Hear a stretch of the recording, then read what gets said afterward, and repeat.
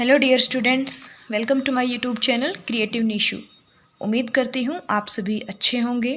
मैं हूँ निशा कौशिक और आज मैं आप सभी के लिए लेकर आई हूँ क्लास 9th का second chapter is matter around the pure का next topic that is solution. जैसा कि आप सब जानते हैं, इससे पहली वीडियो में हमने इसके फर्स्ट टॉपिक जो कवर किए थे that is classification of matter into two category, pure substance and mixture. Then फिर प्योर सब्सटेंस के क्लासिफिकेशन एलिमेंट एंड कंपाउंड, और मिक्सचर के क्लासिफिकेशन मिक्सचर भी टू टाइप्स के होते हैं, homogeneous mixture and heterogeneous mixture. अब हम आगे जो करने जा रहे हैं दैट इज़ सॉल्यूशन। ठीक है, इससे पहले मैं ये नेक्स्ट टॉपिक आपको स्टार्ट कराऊं, एक बार आप मेरी वीडियो को लाइक शेयर सब्सक्राइब जरूर कर दीजिएगा। चलिए शुरू करते हैं। इससे पहले टॉपिक में हमने पढ़ा था होमोजीनियस मिक्सचर के बारे में, तो अब मैं बात करने जा रही हूँ सॉल्यूशन के बारे में। ठीक है, तो सॉल्यूशन भी एक तरह का एक होमोजीनियस मिक्सचर ही होता है। होमोजीनियस मिक्सचर यानी कि प्योर मिक्सचर। ठीक है, it is a homogeneous mixture of two और मोर सब्सटेंस। ये जो मिक्सचर होता है वो आपस में बहुत सारे सब्सटेंस जो मिलके बनाते हैं दैट इज़ सॉल्यूशन। ठीक है, और ये एक प्योर मिक्सचर होता है जो कि यूनिफॉर्म होता है। यूनिफॉर्म यानी कि फिक्स होता है इसका सॉल्यूशन। ठीक है, कंपोजिशन इसकी फिक्स होती है। ठीक है, तो a homogeneous mixture of two और more substance and it is uniform solution. और ये कैसा सॉल्यूशन होता है? यूनिफॉर्म। यूनिफॉर्म मैंने आपको भी बताया है कि इसकी जो कंपोजिशन होती है वो फिक्स होती है। ठीक है, and it's particle size very small. और जिसके पार्टिकल्स होते हैं सॉल्यूशन के, उनका साइज जो होता है वो बहुत ही स्मॉल होता है, इसीलिए सॉल्यूशन के जो पार्टिकल्स होते हैं वो टिंडल इफेक्ट शो नहीं करते हैं। ठीक है, एग्जाम्पल के लिए लेते हैं हम साल्ट सॉल्यूशन। ठीक है, अगर हम सॉल्ट को डिजोल्व करें वाटर में तो एक सॉल्ट सॉल्यूशन बन जाएगा और एक प्योर सॉल्यूशन होगा, क्योंकि जो सॉल्ट के स्मॉल पार्टिकल होते हैं वो बिल्कुल अच्छी तरह से घुल जाते हैं पानी के अंदर, और उनको हम अपने नेक्ड आई से भी सीन नहीं कर सकते, इतने स्मॉल साइज के होते हैं। ठीक है, और इसी को ही हम बोलते हैं प्योर सॉल्यूशन। ठीक है, और एक सॉल्यूशन की डेफिनेशन यही होगी। तो चलिए अब पढ़ते हैं सॉल्यूशन की कुछ प्रॉपर्टीज़ के बारे में। तो जो सॉल्यूशन होता है, a solution contain a solute and a solvent. तो सॉल्यूशन जो होता है वो दो चीज़ों से मिलकर बना होता है, एक तो होता है सोल्यूट और दूसरा होता है सॉल्वेंट। इसके बारे में भी हम डिटेल में आगे पढ़ेंगे कि ये सोल्यूट और सॉल्वेंट होते क्या हैं। आप बस अभी इतना समझिए कि सॉल्यूशन दो चीज़ों के से मिलके बना होता है, जो कि सोल्यूट और सॉल्वेंट है। तो जब हम बात करते हैं सोल्यूट की, तो सोल्यूट क्या होता है? The component of solution that is dissolved in the solvent. वो कंपोनेंट, सॉल्यूशन के वो कंपोनेंट जो किस में डिजॉल्व होते हैं? सॉल्वेंट में डिजॉल्व होते हैं। ठीक है, उसको हम सोल्यूट बोलते हैं। And usually present in laser quantity. और ये जो इनकी क्वांटिटी होती है वो स्मॉल होती है, कम क्वांटिटी होती है। जैसे कि मान लो अगर हम शुगर मिक्स करें, एक चम्मच शुगर हम मिक्स करें एक गिलास पानी के अंदर, तो यहाँ पे स्मॉल क्वांटिटी में हमारी शुगर है। ठीक है, और वो हम घोल रहे हैं, किसके अंदर घोल रहे हैं? पानी के अंदर घोल रहे हैं। ठीक है, तो यहाँ पे पानी हमारा क्या हो जाएगा? सॉल्वेंट हो जाएगा, क्योंकि जो और सोल्यूट हमारा शुगर होएगा। क्योंकि इसमें देखो सोल्यूट की डेफिनेशन में भी आपको बताया गया है, the component of solution that is dissolved, जो डिजॉल्व किए जाते हैं इन द सॉल्वेंट। ठीक है, तो उसको हम क्या बोलेंगे? सोल्यूट बोलेंगे। अब सॉल्वेंट की बात करते हैं हम इधर। सॉल्वेंट क्या होता है? Solvent a component that is dissolve another component. वो कंपोनेंट होता है जो अपने अंदर दूसरे कंपोनेंट को डिजॉल्व कर लेता है in it, and usually component is present in greater quantity. और सॉल्वेंट हमेशा ग्रेटर क्वांटिटी में प्रेजेंट होता है। ठीक है, इसकी क्वांटिटी ज़्यादा होती है। अब चलिए हम बात करते हैं एक दो एग्जाम्पल की। ठीक है, most solvent and solution they are in liquid state. जितने मतलब ज़्यादातर हम क्या देखते हैं कि सॉल्वेंट जो होते हैं और सॉल्यूशन जितने भी होते हैं वो मोस्टली लिक्विड स्टेट में होते हैं। बट ऐसा बिल्कुल एग्जैक्ट नहीं है कि वो सॉलिड स्टेट में नहीं होते या गैस स्टेट में नहीं होते। हालांकि जो सॉल्यूशन होते हैं वो ज़्यादातर लिक्विड स्टेट में होते हैं, पर कुछ सॉल्यूशन ऐसे भी होते हैं जो गैसियस और सॉलिड स्टेट में भी पाए जाते हैं। ठीक है, इसका एग्जांपल हम आगे करेंगे। ठीक है, तो सबसे पहले जानते हैं, जैसे वाटर है। Water is the most common solvent. Water को हम मोस्ट कॉमन सॉल्वेंट बोलते हैं, क्योंकि इसको ना यूनिवर्सल सॉल्वेंट भी बोलते हैं, क्योंकि इसके अंदर बहुत तरह के सब्सटेंस जो है वो मिक्स हो जाते हैं बिल्कुल अच्छे से, इसलिए वाटर क्या है? कि यूनिवर्सल सॉल्वेंट भी कहा जाता है वाटर को। एंड गैसियस और एयर इज़ गैस और एयर इज गैसियस सॉल्यूशन। तो गैस और एयर का जो मिक्सचर होगा वो कैसा होगा? Gaseous solution. यहाँ पे देखो हमने बताया था ना अभी कि जो सॉल्यूशन होते हैं वो लिक्विड स्टेट में पाए जाते हैं मोस्टली, लेकिन वो गैसेस और सॉलिड स्टेट में भी होते हैं। तो ये देखो एयर जो है ना, एयर किसका एग्जांपल है? गैसेस सॉल्यूशन का एग्जांपल है, क्योंकि एयर के अंदर बहुत सारी तरह तरह की गैसें मिक्सअप होती है। ठीक है, तो यहाँ पे एयर क्या है? गैसेस सॉल्यूशन है।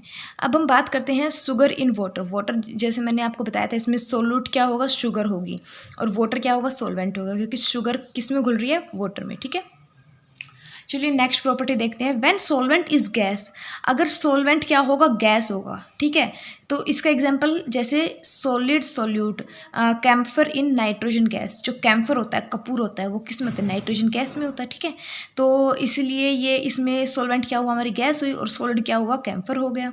अब एग्जाम्पल देखते हैं, सॉल्यूट इज लिक्विड। अगर सॉल्यूट लिक्विड हो, ठीक है, और सॉल्वेंट क्या हो? गैस हो, तो क्या होगा? इसका एग्जांपल सबसे बेस्ट एग्जांपल है क्लोरोफॉर्म मिक्स्ड इन नाइट्रोजन गैस। अब क्लोरोफॉर्म क्या होता है? लिक्विड होता है, जो किस में मिक्स होता है? नाइट्रोजन गैस में। अब यहाँ पे गैस क्या है? सॉल्वेंट है।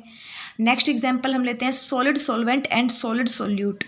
जैसे कॉपर इन गोल्ड। गोल्ड के जो ज्वेलरी हम बनाते हैं उसमें क्या मिक्स करते हैं? कॉपर मिक्स करते हैं। ठीक है, तो यहाँ पे ये एग्जाम्पल हो जाएगा, सॉलिड ही यहाँ पे सॉल्वेंट है और सॉलिड ही यहाँ पे सोल्यूट है।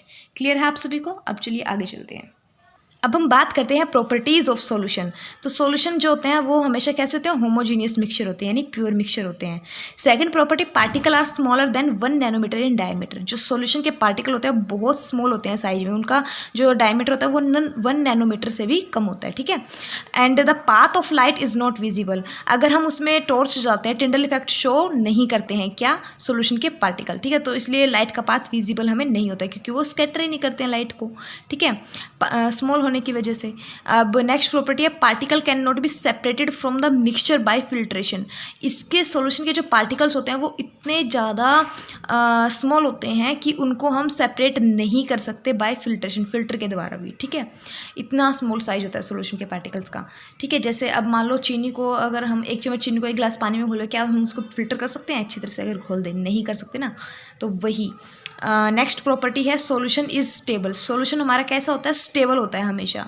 ठीक है, और हमने जो सस्पेंशन में पढ़ा था, सस्पेंशन हमारे अनस्टेबल होते हैं और सॉल्यूशन हमारे स्टेबल होते हैं।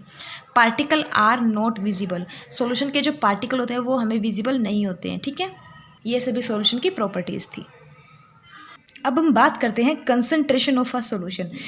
अब सॉल्यूशन का कंसंट्रेशन, यानी कि हमें कैसे पता चलेगा कि सॉल्यूशन कितना ज़्यादा कंसंट्रेटेड है? वो सॉल्यूट और सॉल्वेंट के पार्टिकल से हमें तो पता लगेगा। ठीक है, तो कंसंट्रेशन ऑफ सॉल्यूशन निकालने के लिए हम इसको एक्सप्रेस कर सकते हैं क्वालिटेटिव और क्वांटिटेटिवली।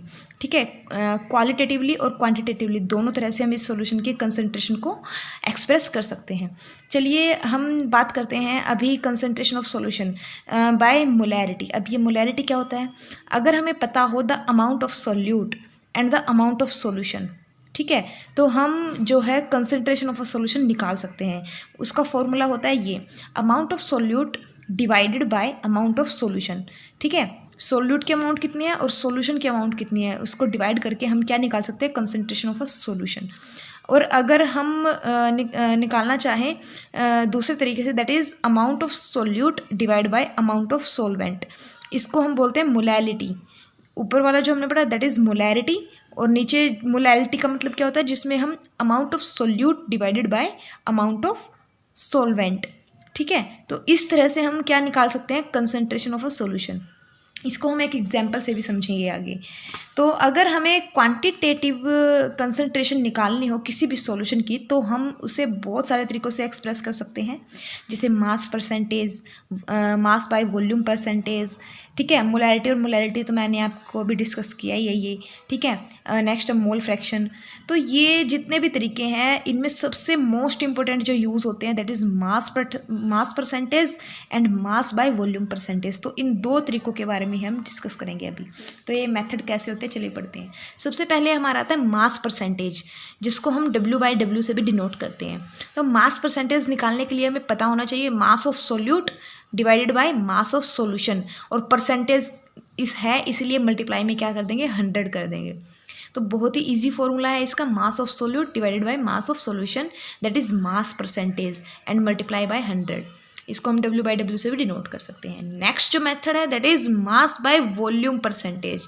तो यहाँ पे हम इसको डिनोट करते हैं W/W V से, ठीक है। तो इसको हम निकालने के लिए जो फॉर्मूला होता है that is mass of solute divided by volume of solution and multiply by 100। चलिए एक एग्जांपल से समझते हैं। अगर हमें दिया गया हो a solution contain 40 gram of common salt in 320 gram of water, calculate the concentration in terms of mass by mass percentage of the solution. अब इसने बोला है कि इसकी कंसनट्रेशन जो निकालनी है वो किस टर्म में निकालनी है, मास बाय मास परसेंटेज। हमने पढ़ा था मास बाय मास परसेंटेज का फॉर्मूला क्या होता है, mass of solute and mass of solution multiply 100। तो हमें पता है मास ऑफ सोल्यूट क्या दिया गया है। अब सोल्यूट हमें क्या है इस क्वेश्चन में, सोल्यूट जो है वो 40 ग्राम क्या है, कॉमन सॉल्ट जो डिजोल्व है किसमें, वाटर में। तो वाटर हमारा क्या हो जाएगा, सोलवेंट, और सोल्यूट हमारा हो जाएगा सॉल्ट। तो सॉल्ट की वैल्यू क्या है 40 ग्राम और वाटर की जो वैल्यू है वो 320 ग्राम है। तो इसको हम ऐसे निकालेंगे मास ऑफ सोल्यूट, तो यहाँ पे हम 40 वैल्यू पुट कर देंगे 40 ग्राम। अब डिवाइड में क्या है, मास ऑफ सॉल्यूशन। अब सॉल्यूशन तो दोनों चीज़ों से मिलके बना होता है ना, सोल्यूट और सोलवेंट। तो सोल्यूट की वैल्यू क्या है 40 और सोलवेंट की वैल्यू है 320 ग्राम, ठीक है। सॉल्वेंट हमारा वाटर है ना, तो उसकी वैल्यू है 320। तो मल्टीप्लाई कर देंगे इसको 100 से, जिससे हमारे जो कैलकुलेशन के बाद जो हमारी कंसनट्रेशन आएगी सॉल्यूशन की दैट इज़ 11.1%। तो ये हमने निकाला था मास बाय मास परसेंटेज से। तो इसी तरह से और भी न्यूमेरिकल्स हमारे निकल जाएंगे इस फॉर्मूले का यूज़ करके। इससे आगे हम बात करते हैं सोल्यूबिलिटी की। तो सोल्यूबिलिटी क्या होती है, solubility of a substance is its maximum amount that can be dissolve in a specific amount of solvent.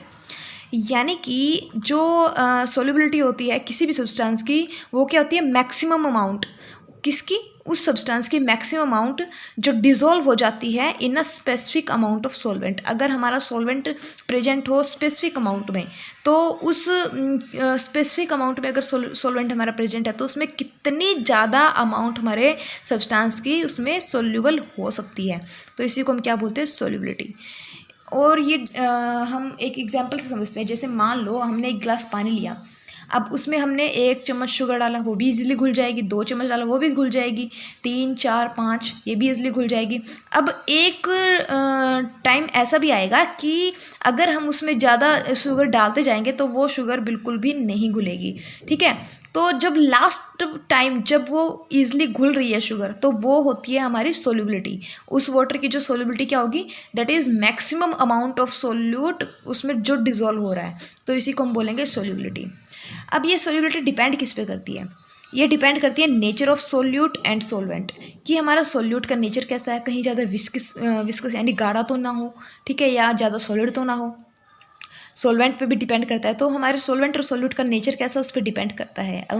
दूसरा ये डिपेंड करता है टेम्परेचर पर। अगर टेम्परेचर ज़्यादा होगा तो सोल्यूबिलिटी में भी हमारी क्या होगी, इंक्रीज हो जाएगी, ईजिली घुल पाएंगे सॉल्यूशन सब्सटेंस जो होंगे। प्रेशर पे भी डिपेंड करता है, टेम्परेचर और प्रेशर अगर ज़्यादा होंगे तो सोल्यूबिलिटी भी जो है वो इंक्रीज हो जाएगी।